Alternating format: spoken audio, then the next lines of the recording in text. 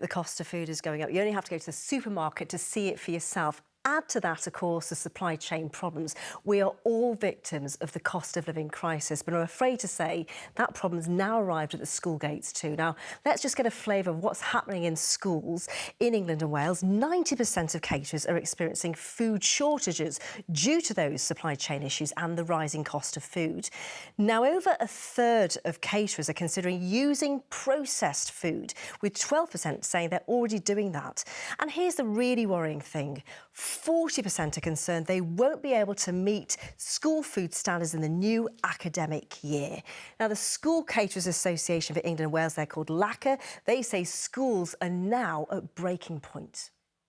We're reaching a crisis point now in school meals where there isn't enough funding to be able to provide that balanced, hot, healthy meal that we're also passionate about doing for children who, they need that for their school day. So what you're going to see is changes to menus, substitutions, and in particular, it'll be things like no roast beef, it'll be no roast lamb, it'll be gammon or turkey, things like that.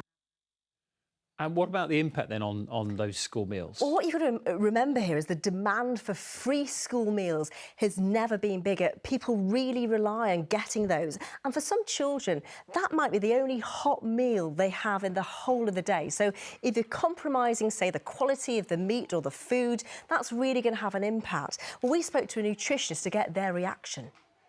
A lot of the quick fixes are to slightly increase the carbohydrates, slightly reduce the protein. And any teacher will tell you, you get to the end of the day, that penultimate period of the day. And if a child has eaten way too many carbohydrates and not enough protein, they're going to be the children who are nodding off and not able to concentrate, particularly if it's double maths. But Dan, there is a serious point to this. The School Food Caterers Association are saying if the quality of food, if it gets worse, and it will get worse unless funding is ring-fenced, and the only people who can do that are the government. Now, the government say, hang on a minute, we have actually put our food ratio prices up per pupil, the amount we give. It's gone up 7 pence per pupil since April.